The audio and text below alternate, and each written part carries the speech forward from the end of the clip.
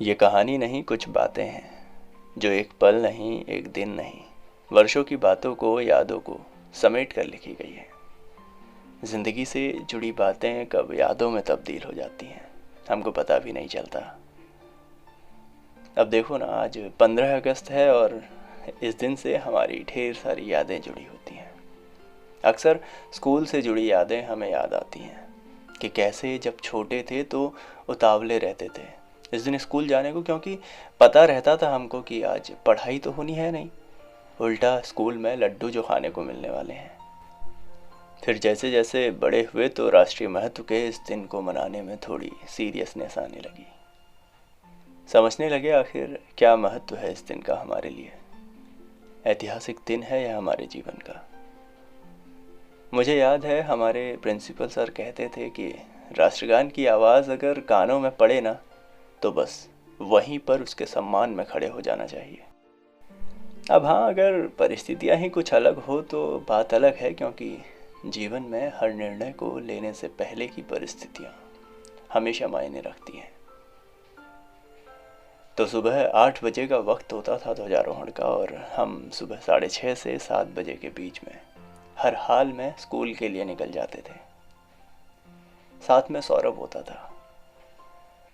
सौरभ और मैं बचपन से साथ ही रहे, स्कूल साथ जाना और कई बार तो होमवर्क भी साथ ही बैठकर करते थे।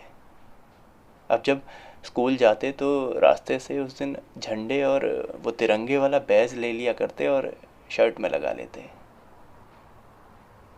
एक क्रेज़ सा था उन दिनों। अब तो इतना ध्यान नहीं दिया, मगर झंडे लेकर जाते हुए बच्चे तो काफ़ी समय तक देखे हमने।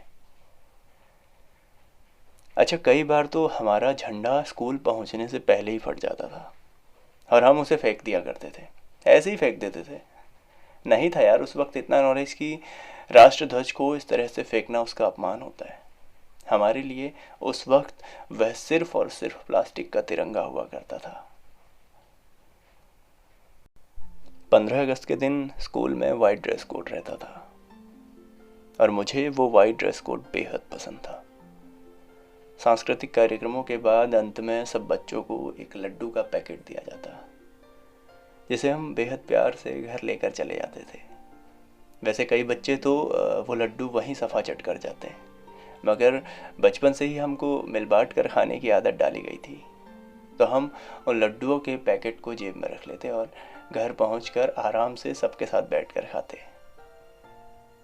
कभी कभी वो लड्डू खाने के लिए भी लड़ाई हो जाती थी। आज भी हर दिन उन्हीं बीते दिनों की तरह आता तो है, मगर वह हर दिन उन दिनों की तरह नहीं होता जो दिन हमने उस वक्त बिताए थे। और ये सिर्फ एक ही इंसान की कहानी नहीं है, यह हकीकत सबकी ज़िंदगी की है।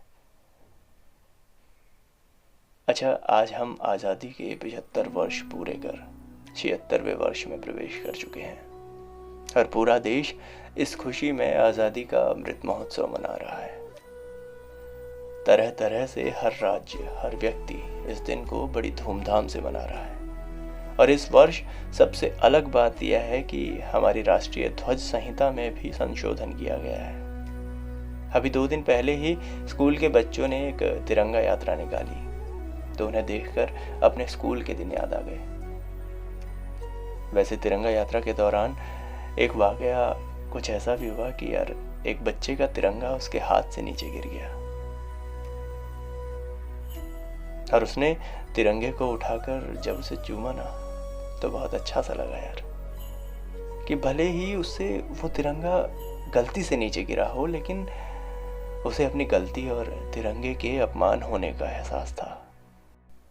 वैसे देखा जाए तो एक और हर घर तिरंगा अभियान के जरिए एकता, अखंडता, अक्षुण्णता का संदेश दिया जा रहा है, तो वही दूसरी ओर एक नई सोच और अप्रोच के साथ हमारा भारत रोज नए आयामों को गढ़ रहा है। एक गुजारिश है आपसे कि इस बीच जो घरों में आपने तिरंगा लगाया है ना, तो उसके सम्मान का ज़रा विशेष ख्याल रखिएगा। हम भारतीयों की पहचान है वह तिरंगा, हमारी शान है वह तिरंगा, इस बात को जहन में ज़रूर रखिएगा। अच्छा, तो इन बातों को यहीं पर ख़त्म करते हैं, इस बात के साथ कि आज़ादी के अमृत महोत्सव के साथ साथ स्वच्छ भारत मिशन और सिंगल यूज़ प्लास्टिक के प्रयोग को कम करने को लेकर उठाए गए सरकार के कदम पर अपना योगदान दीजिएगा, और तभी शायद आज़ादी के इस महापर्व का जो उद्देश्य है वह भी सार्थक सिद्ध हो पाएगा। देश को आगे बढ़ाने में हर छोटे से छोटा फैक्टर काम करता है और हर छोटे से छोटा योगदान भी काउंटेबल होता है। तो अपनी बातों को यहीं पर ख़त्म करते हैं और साथ ही आप सभी को आज़ादी के इस महापर्व की हार्दिक शुभकामनाएं। खुश रहिए, स्वस्थ रहिए, आपका दिन शुभ हो। शुक्रिया।